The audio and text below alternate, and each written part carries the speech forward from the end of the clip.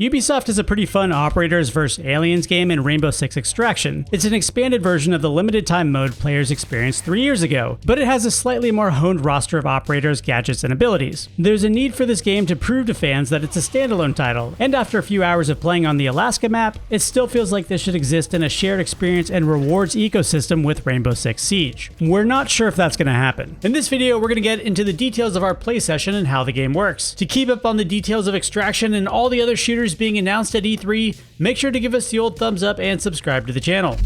When it comes to the draw of Extraction as a standalone game, we need to talk about the difficulty and how that might hook players into a leveling system that then lets them tackle tougher and tougher challenges. One thing I should say is that we played this demo on moderate difficulty with plenty of gear and weapons unlocked, so we didn't really get a sense of how progress feels. That seems kind of crucial for a complete understanding of this game. On the moderate settings with suppressors, we just quickly dropped stealth and shot our way through missions. I can't tell if you brought your A game or this is too easy for you.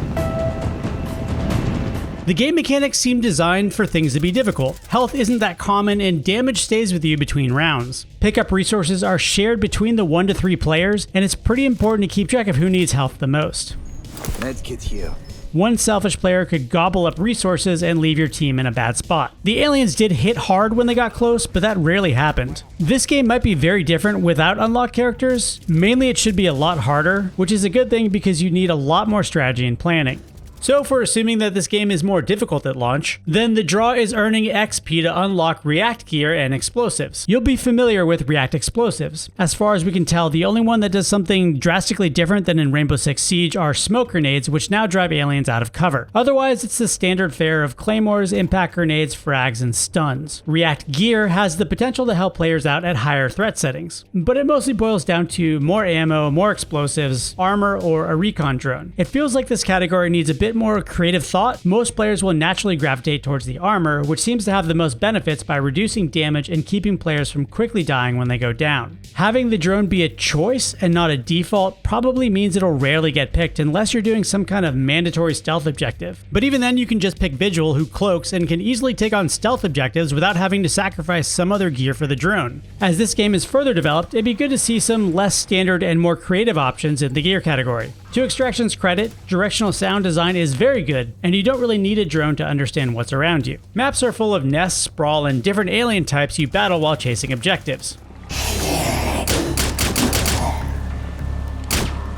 We played the game on Incursion mode, which has up to 3 submaps you can tackle by going through airlocks and restarting a 15-minute timer. You can extract at any time, but the more submaps you tackle, the better the XP gets. Objectives are randomly chosen from a pretty huge list, with the exception of Rescue Teammate, which automatically triggers if someone goes down and is captured. One funny thing to note is that the extraction refers to you extracting your own dead-ass characters. If you successfully extract that dead player, they come back the next round with less health. You can also just leave that operator captured and choose another one that you have unlocked. Airlocks that transition between submaps also have a bit of a catch in that if you're not there when your team triggers one, there's a countdown, and if you don't make that, your character gets automatically captured. The Alaska map is fairly open and diffuse, which can be good or bad. It's kind of awesome getting immersed in an alien-infested zone, but it also means there's not a lot to decide when going between objectives. Aliens do seem to be able to breach rooms, and one of the most fun objectives we played, Sabotage, felt like a round of Siege. There was a bomb plant, a prep phase, and then entry by the aliens. Alibi's decoys were absolutely clutch in distracting enemies. Several of the objectives like Triangulation, where you need to turn on a series of laptops in a specific order, and Rescue, where you pull a VIP out of a goo pillar while your team shoots tentacles, require coordination. It's going to be best to do these activities on mic because the tools geared towards players with randos seems to be limited to a ping and also a 3-second countdown emote. That might not be enough to tell people specifically what you need them to do. The communication wheel is good enough though for basic asks, like telling Doc you need health. I'm in a bad way here. You're here!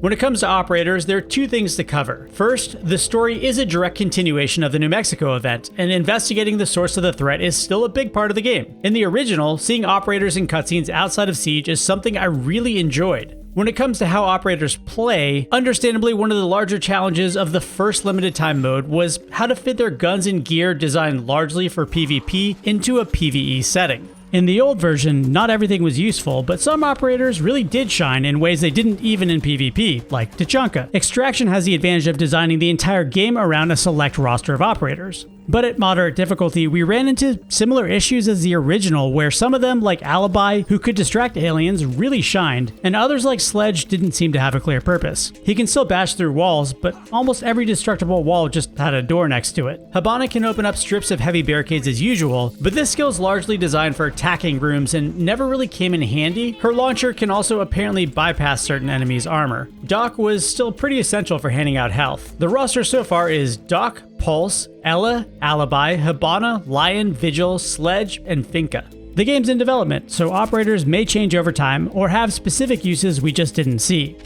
As part of the embargo, I need to tell you that we played the game remotely using Parsec, but nothing I've mentioned about it would be impacted. We're not talking about graphics or bugs or glitches in an unfinished game. Overall, extraction feels like about what you'd expect from an evolution of the Siege Outbreak limited time mode. It'll be interesting to see how story elements are brought in and whether the game will wind up sharing progress with Siege. That'd be a huge draw for the PvE player base, at minimum to come in and grind for experience or weapon unlocks. Operators, maps, and the challenge could change quite a lot before this game is released. Remember, our experience was playing on one map at a single difficulty with plenty of gear. E3 2021 is in full swing and we're covering a ton of game announcements with our Play for All event, so make sure to subscribe to GameSpot's YouTube channel to learn more about your favorite upcoming games. I'll stop talking now and you can just see how Extraction plays a bit. Thanks for watching. Don't let the arc cells reach the arc tree.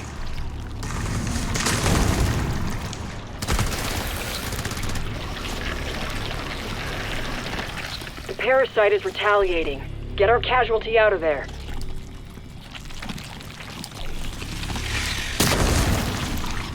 No more anchor points. Pull our operator out.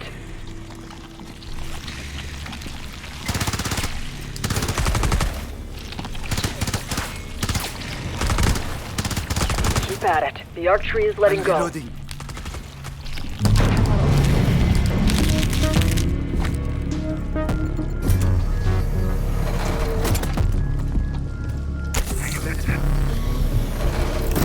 Set the operator down in the extraction pod.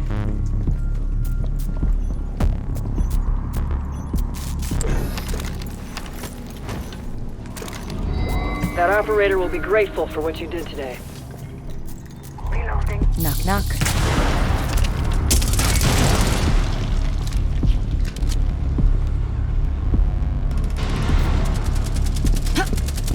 I'm dry.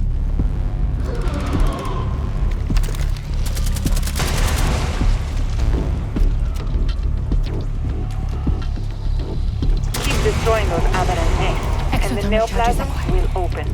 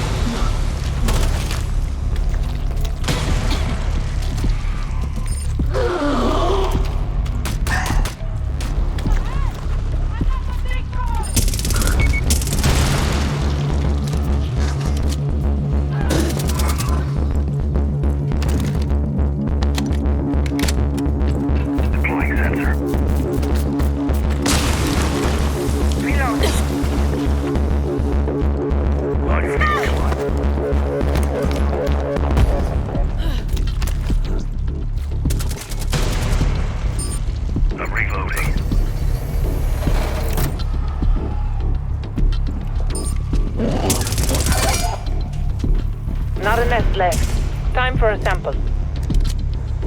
Drop that order.